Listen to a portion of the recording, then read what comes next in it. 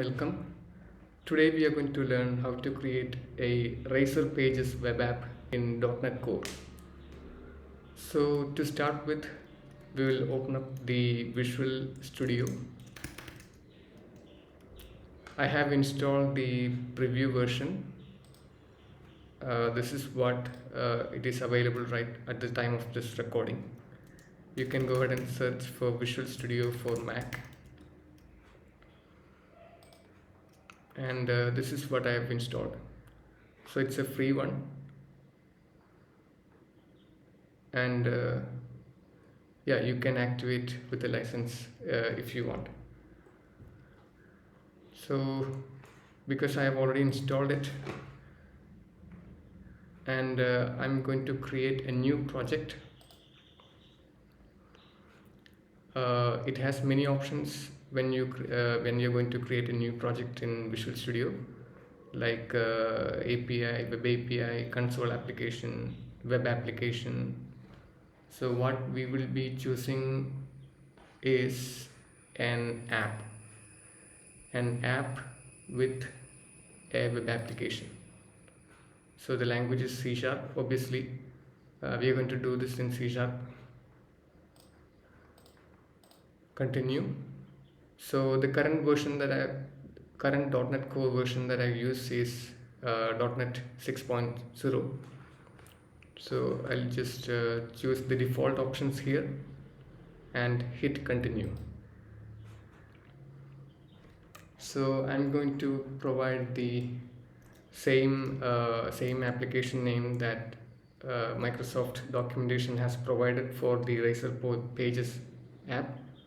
So I'm going to provide Razor Pages movie. So I'll go ahead and create the project.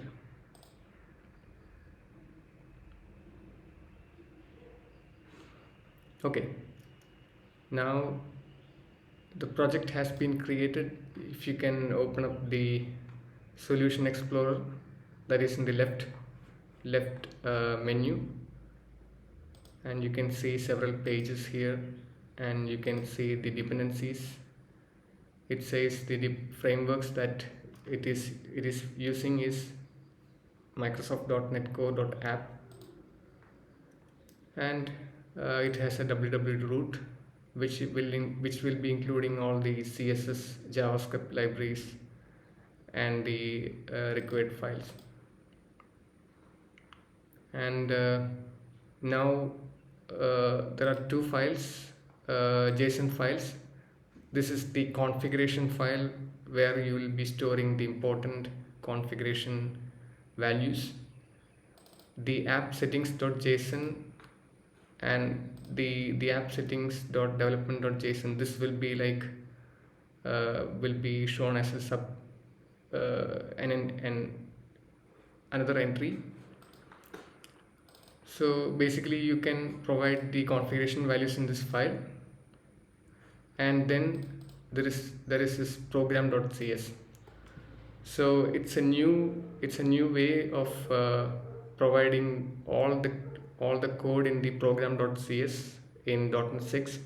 In previous versions of .NET Core, the code that is in the program.cs was inside of a class, and in .NET 6 we can just put down all the most important codes in the program.cs without a class. So technically the compiler will actually create a class like it did in the previous versions of the .NET Core and put all this code inside of that very class. Yeah, it should probably, I think it was a static class in the previous versions of .NET Core. So yeah, so let's go ahead and run the project. Now the project is being built and it is being run. There you go. So it will choose a port automatically, and it will also set up an SSL certificate for the same. When you do this, it may ask for a password in order to trust this very certificate that it has been created.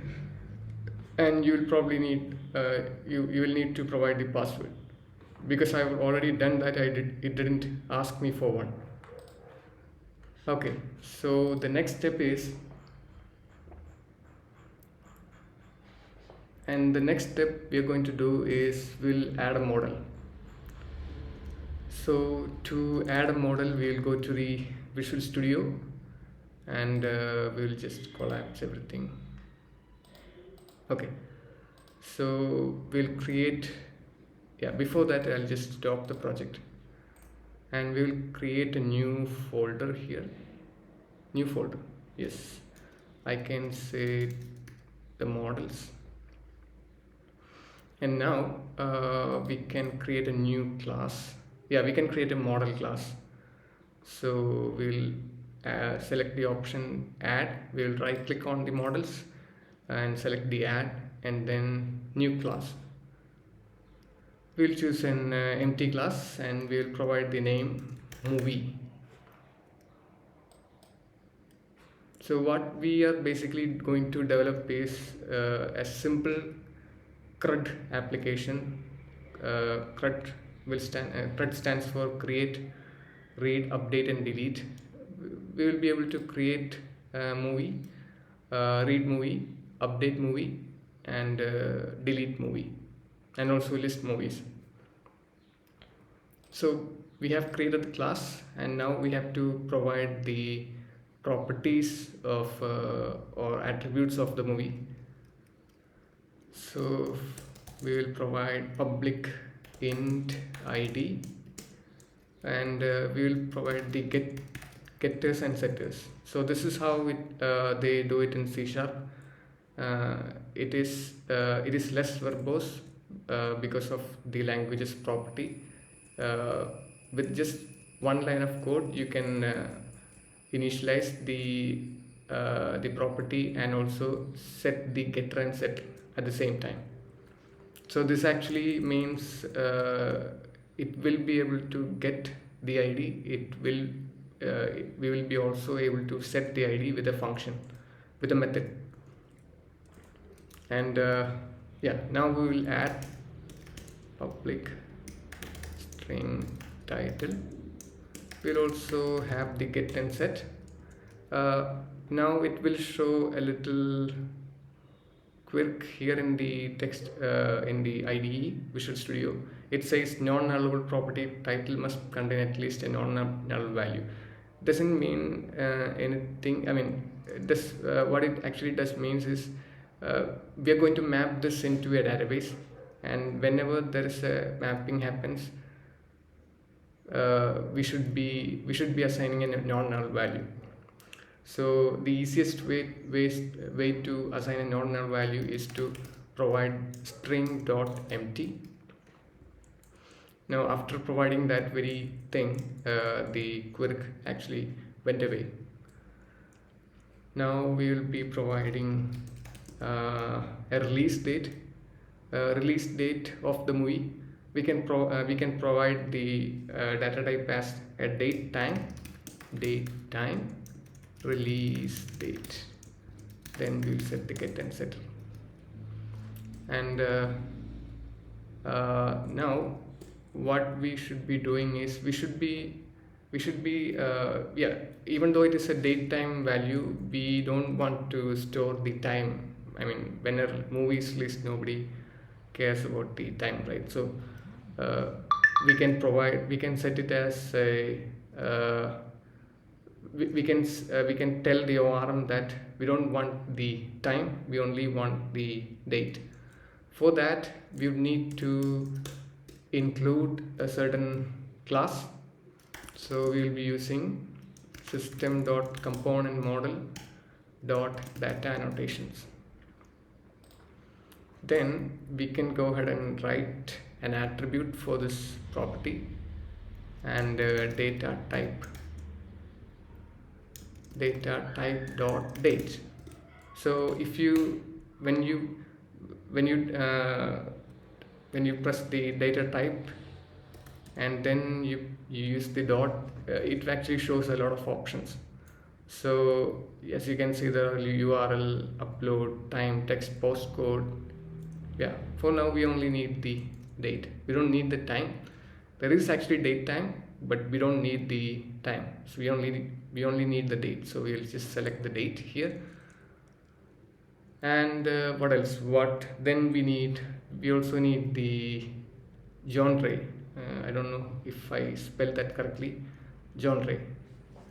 Genre. Yeah, whatever it is. Public string genre. Yeah, genre. Get set. And it is also a string, so string.empty. Sorry, string.empty. That query went away. Now we also need the price. Public. It should be so we need the price property. Now we'll use decimal here. Price, get and set. All good. In the case of price, we need to use decimal here. So we have to use a certain column type here in order to use that. So for that we should be using another class using system.component model.dataAnnotations.schema. So with this, after including this, we will be able to use the attribute called column. So yeah, you write an attribute with the square parameters. So this kind of things, the square parameters, I mean whatever it is written in the square bracket, it is called attributes. They say it as a decorator pattern. In many other languages they have its own way of doing it. In PHP I think it is annotations. In TypeScript also there are decorators. So it is a metadata. That means you create something and you add a feature to it. So this is the easiest way to do it. I mean the most easiest way. I mean less complex at least. So you write the square bracket. Now you write the column, and you can provide the type name. Yes, type name, and inside you can provide decimal 18,2. All good. So we have also provided the price here. Now all good. So now we have created the model class. Let's go ahead and scaffold the page for this very class, for this very model. So how can we do that? We can easily do that with the scaffolding feature in Visual Studio for Mac, of course. Yeah, it is almost the same in Visual Studio for Windows, but we are going to do this like this. Before doing so, there is something called database context, where all the models will be mapped into database. So all the models mapping into the database is actually being written in one class called database context. So in this project we are going to use EF core. So to work the scaffolding in an easy way, we are already going to create that very folder. Just after creating the page, you will understand why I'm doing this. So I've already created the page here. Now I've already created the data folder here. Now I'm going to create a folder for movies, new folder, and movies. Now we are going to scaffold the pages in this very folder for the movies page. So we will in the movies folder we'll right click and add and new scaffolding, and you see the Razor page using entity framework, and we are going to create a CRUD scaffolding. So we'll hit next here. Okay, so model class to use. We should be selecting movie here.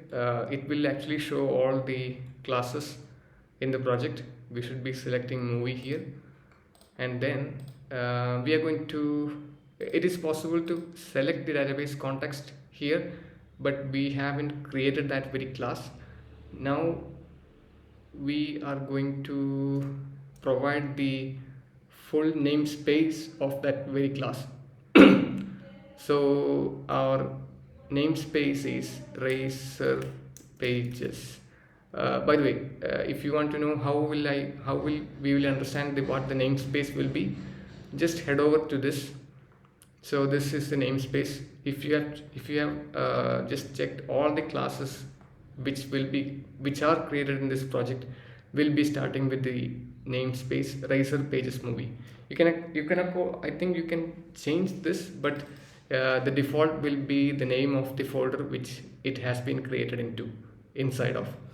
So Razor pages movie is the base namespace value, and I'll just copy this, and movies, I'll right click the movies and new scaffolding,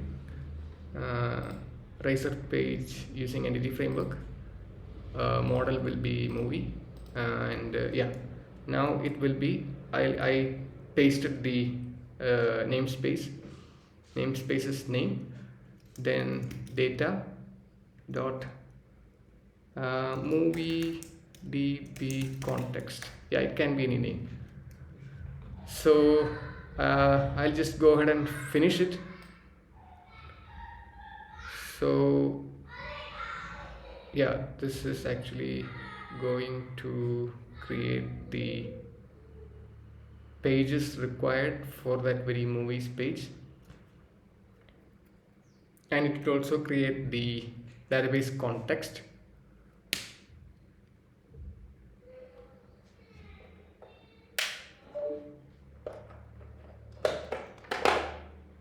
Let's wait a bit.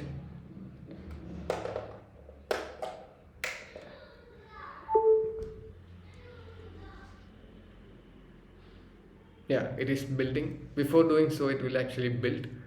That's how it works in .NET.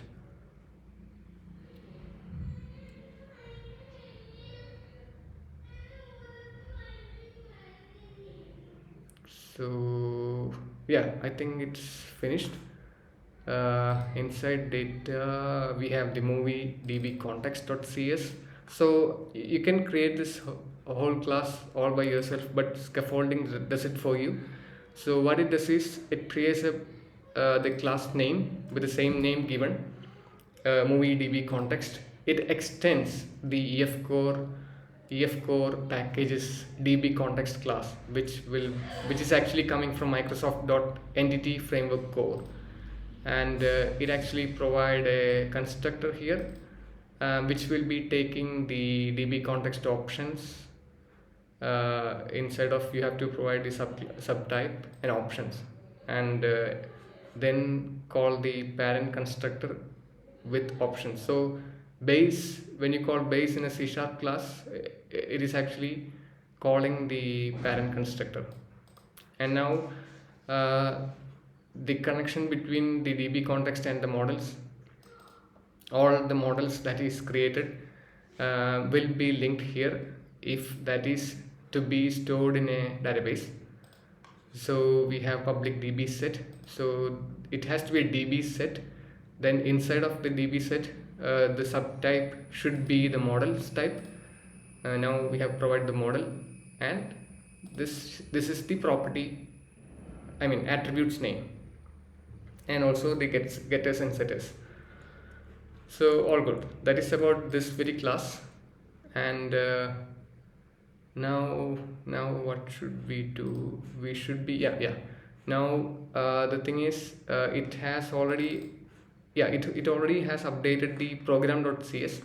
As you can see, this very line was not there. The scaffolding actually added this very line.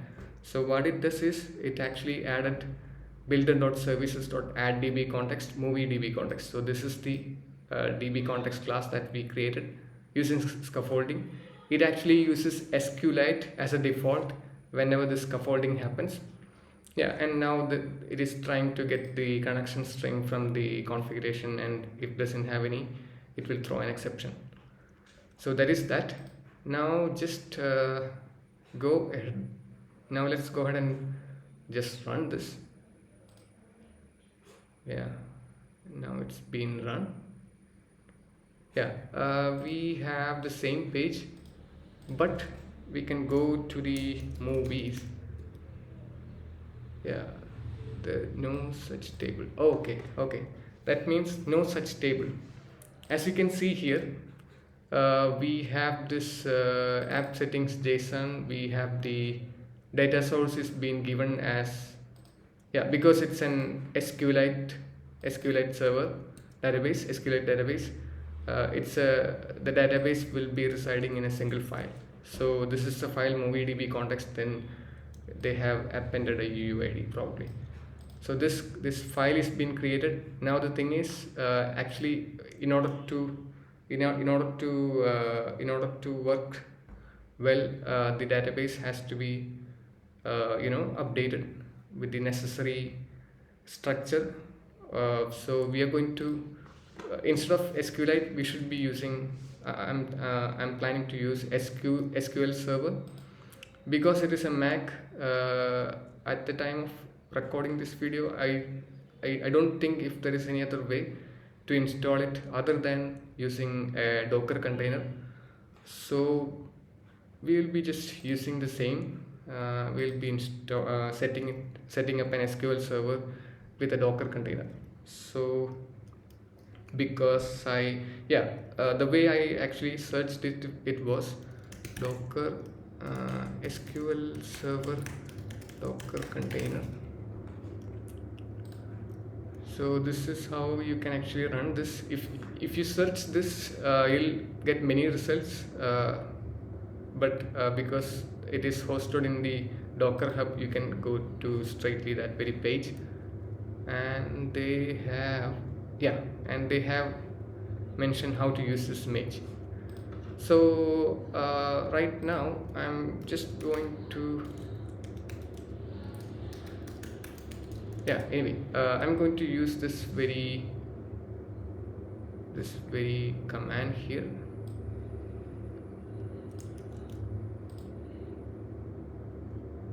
Wait a minute, I've already actually set this up. So you can use the same command here. So it is actually, in order to run this, you should be having a Docker installed, and it should be already started, and then just copy pasting this very command will actually work.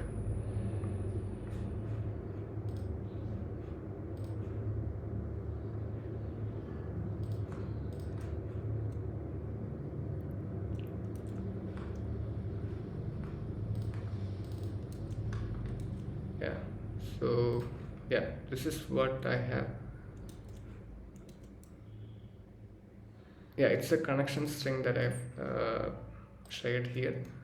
So I'll just use the history because I've already done this. Docker, there you go. I'll use the same here.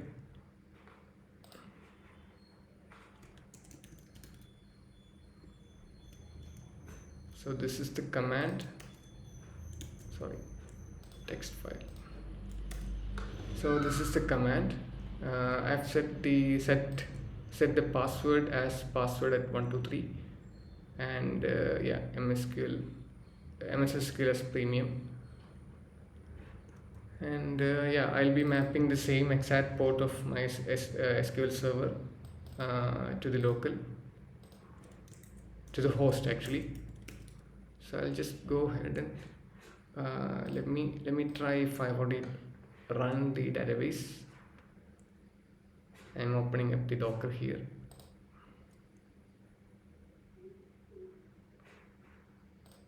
Okay, yeah, it is already run. So let me go ahead and delete that very container. Okay, all good. So you can run the exact same command. Okay, so if you check the Docker desktop, yeah, it is being run, it is running. And now I'm going to use the JetBrains data grip to open up the SQL Server.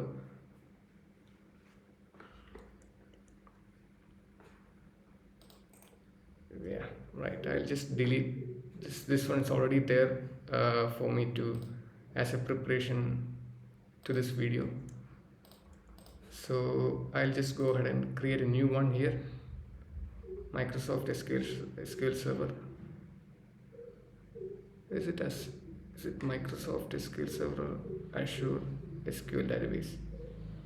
Yeah, anyway, we can try. I forgot it was whether SQL Server or Azure SQL Server. Yeah, anyway. Now 1433 localhost, username and password. Username is SA as you've seen here. Where is SA given? Have we provided SA here? Yeah, it is actually SA. The user is actually default user is SA, and the password is password at 123. Now we'll just test the connection.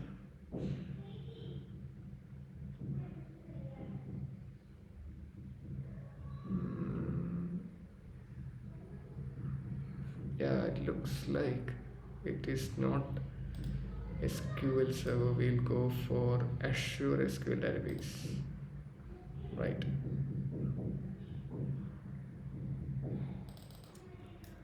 Localhost, SA, password, all good.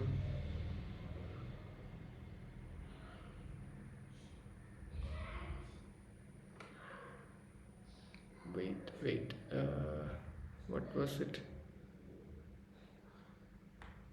Unable to find a valid certificate.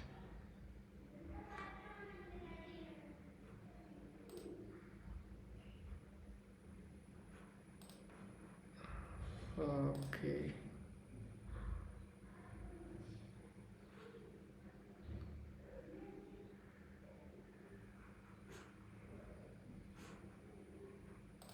Cancel.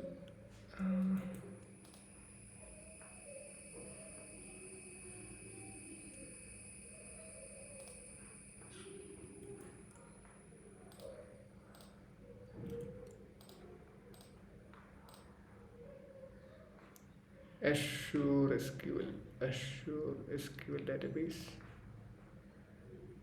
Host is localhost. Username and password SA. Password.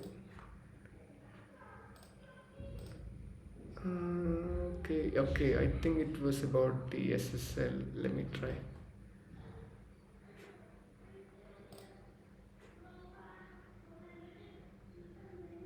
Security providers and security. Okay, I think it is something related to the security TLS. Where is the TLS?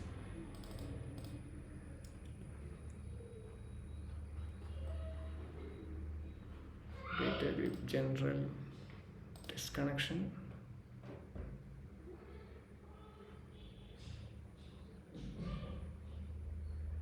Searcher.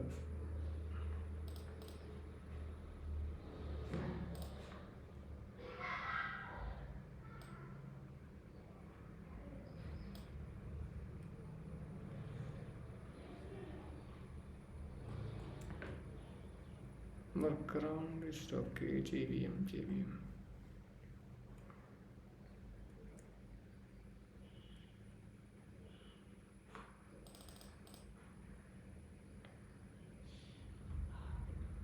Trust certificate true. Okay, I don't have to trust the certificate.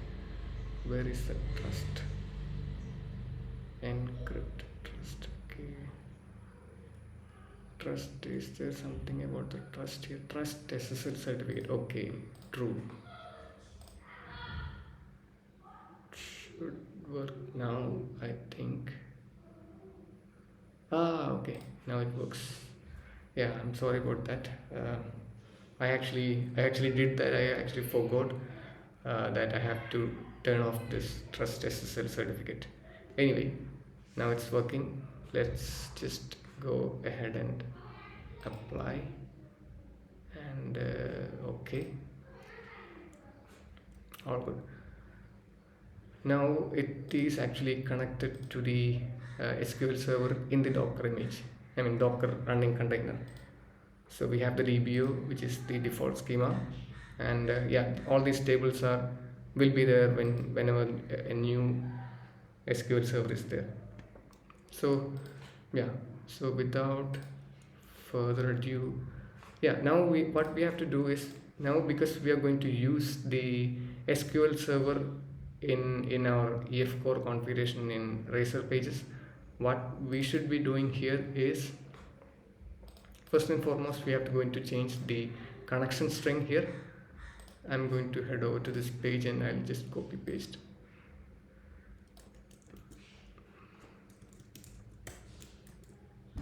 Yeah, it is server TCP 127 and the database master multiple active results. It's true.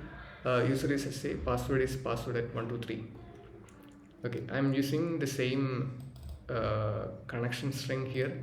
So what I'm going to do here is to change this to use SQL Server.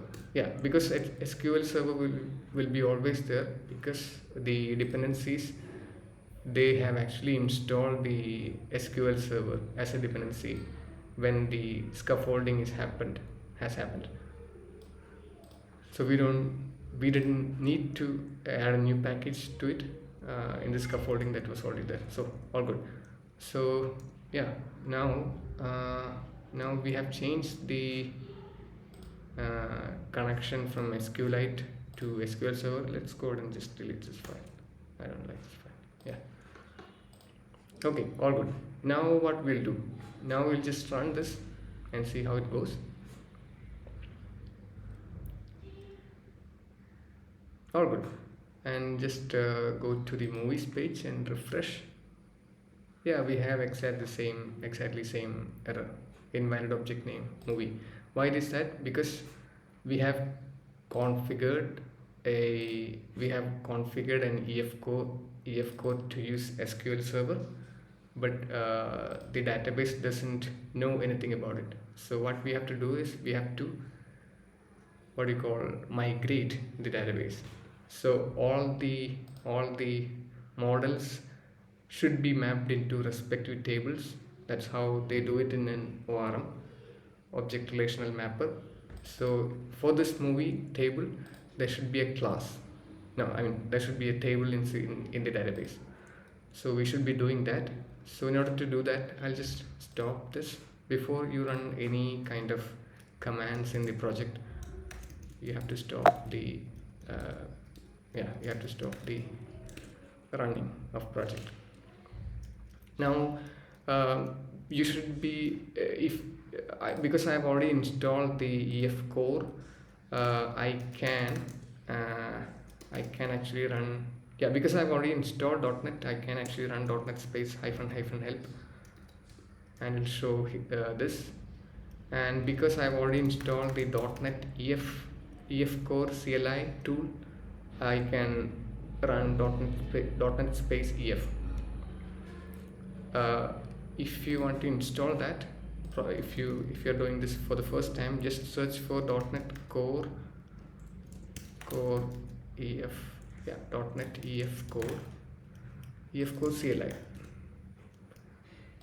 It will lead to this very page, and this is the command that you have to run in order to use this very command, Dotnet space EF. Okay, so because I've already done this, I don't have to do it. So once you have run this very command for the first time, you should be able to run Dotnet space EF. Okay, So EF actually has three main commands. .NET EF database that actually manages the database. You can actually see which all commands are there. .NET EF database -- help. Yeah, .NET EF database actually has two commands: drop and update. Drop and update. And the DB context has DB context help has this much of commands. Uh, yeah, this much of commands.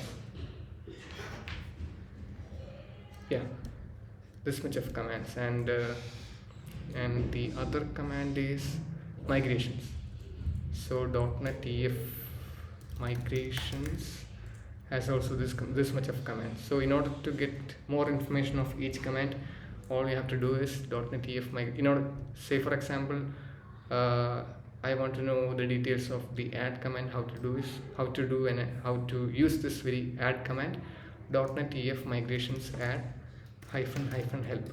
So this is basically how a command documentation is being used. They will be having commands, one main command, and they will have sub commands of the main command, and it'll be like a tree. If it is there, it'll be like a tree.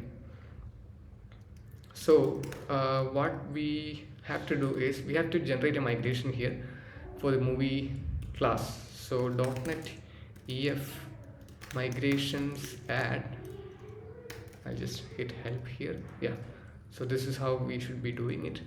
Add, then I'll provide the name of the migration.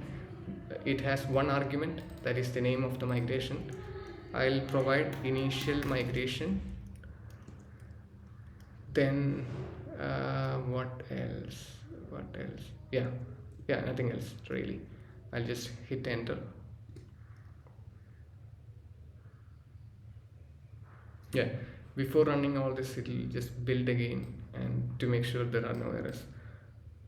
Yeah, okay, so it says migration has been created. So let's go ahead to the project and see how it has gone. Yeah, there is a new folder called migrations, and it has some classes. Yeah, this is how, if you carefully check what it is, it says to create a table using C# in a database. So that is what it is. We create a model, and the SQL for this will be taken from this very class. So we want to update the database. We want to bring this table into the SQL Server. How we can do that is, it's very simple. .NET EF database update.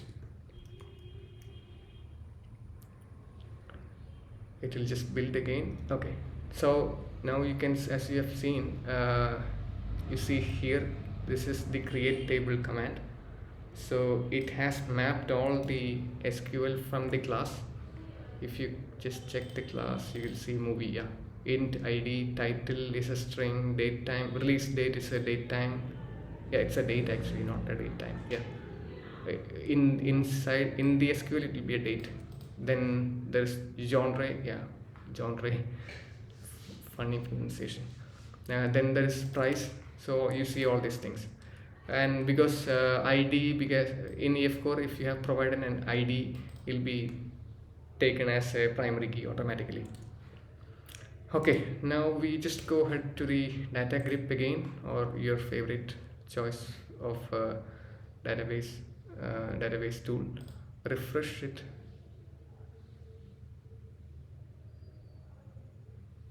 Okay, good. So we have two new tables. One is the EF migrations history.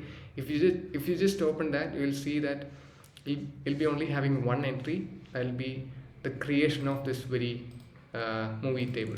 So if we create another class here, another model here, or even change this model and create another migration, there'll be another file like this. And if you update the database with that very migration, that very entry will be coming in this very table. And we just check out the movie table as well. It's been loading. Okay, we have ID, title, release date, genre and price. Okay, all good. Now we can go ahead and just run this. All good. Now we can go ahead to the, yeah, there's already the movies page here, but I'll just provide the movies. Okay, now we have the movies page.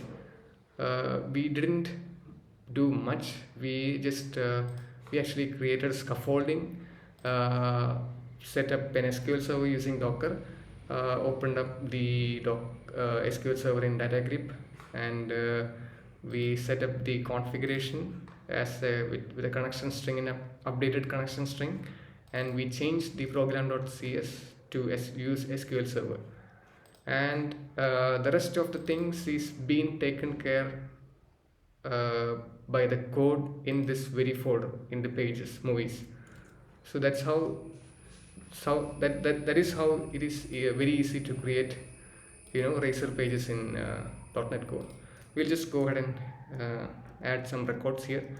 What is the name? Titanic. Yeah, whatever. It just has to be a movie. Whatever. 10. All good. Yeah, it has created a movie. We'll create another movie.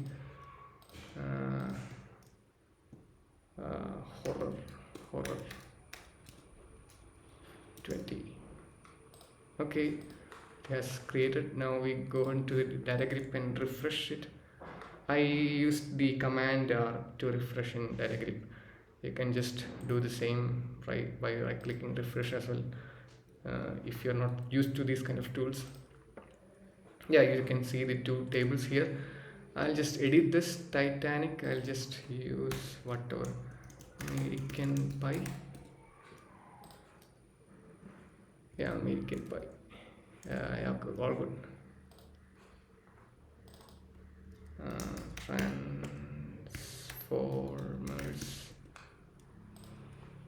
Transformers is definitely not a horror.